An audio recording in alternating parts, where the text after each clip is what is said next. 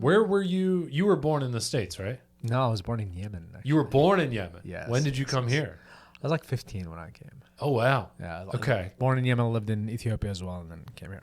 What do you miss most about Yemen and Ethiopia? Yemen? Did you go back? The last time I was there is 2010. Pretty tough in Yemen right now. Right now? Right now What's happening in Yemen right now? There's tough. literally there's no airports. There's not much way to get It's in. terrible. It's like a proxy war.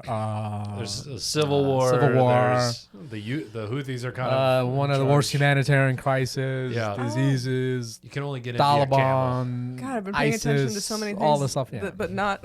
You just gave her a rabbit hole to that go one? down. Also- This is great. Still 0 school shootings. I love that. There we go. I love that about my country. There you go. Great.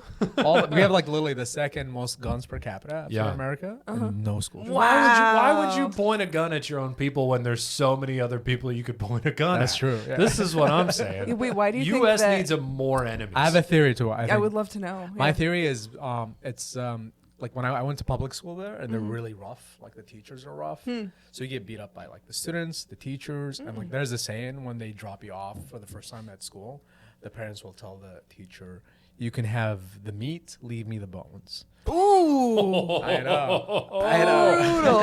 Sounds just like Norway. Yeah. And that's the title of the podcast. And so like they just have the right to do whatever the fuck they want to do with you. Damn. And I think psychologically, like if you have older siblings and they used to beat you as kids, you can never like step up to them as an adult. Yeah. Because they scare you so much. I think that's what it is. That like you can't even face the teachers with a gun. You're like, they're gonna fuck me up. We gotta beat our kids. That's what I've been trying to say. Beat the babies to save the babies. You turned out all right. I know. feel. Yeah. Touring comedian. What's wrong with that? I can only do 2 days in a row before I have to go back home. Or you're afraid you're gonna get yelled at. Yeah. I have severe panic attack disorder, but aside from that, Who doesn't? we're having a these blast. days? Yeah. Did you get your ass kicked by teachers, students, Yeah, teachers, siblings? What did you even do to like? What's the line for? Probably the like problem with- nothing. I Like your know. pencil's not sharpened. The problem with me is it was like a reverse. What's that Wolf Smith TV show? The Fresh Prince of Bel-Air? Prince. I started with a private school. So year Okay. 1 was private. Year 2 was private. Year 3 I was in London. And a nice school where you like get to swim on Wednesdays and all this shit. And then came back to Yemen and they lost my like certificate. And you need over there it's not by age. It's like you have to pass each level, right? So they just one of my I guess my aunt's husband had a connection to a public school. And he's like, I know the principal. I'll hook it up. So they put me in 4th grade in a public school, and it was different because like day when I walked in and there was no chair, like enough chairs for the students, so people are fighting to sit by the window on the ground, and then like recess, so like what is it called, the recess?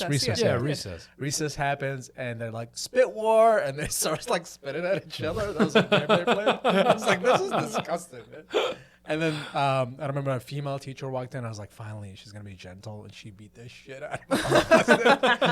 She was like, who's talking? And nobody was talking. And then so she's like, okay, everybody just put your hand up like this. And then she took a 2 meter stick. And then with the edge of it would just hit us one by one. Damn. And I've always been rebellious. So I was like, I'm not going to take more of this shit. So what I did is actually I made a copy of our apartment's key and skipped school for half a year, and then I would make fake homework, and then when my mom comes home, I'll attack first. I go, hey, look at what I learned. And I probably learned more. I was about to say, you probably you Then taught if I- yourself. yeah. Damn. That's so cool. And then they would still it was like cool. move you to the next grade. Well, the problem is like then like the midterms, you have to pass, otherwise you fail the whole. Yeah. So when the midterms happened, my mom was like, oh, I can't wait to see your grades. And I was so scared of disappointing her. I ran away from home for 3 days. Oh shit. Wow. Wow. So you didn't take the midterms? So how did you I skipped pass? half a year. Yeah, She just, yeah. There's no phones back then, so she had no idea. And then I just ran away for 3 days at the age of like maybe 8 or 9. Damn. Whoa. Survived though. Yeah. Almost got molested. Nice. And we're back to that motel in Stevens Point. But your definition of bad boy is like, yeah, I just like learned on my own so that I wouldn't get my ass kicked by the people who are supposed to be like my educators. Yeah.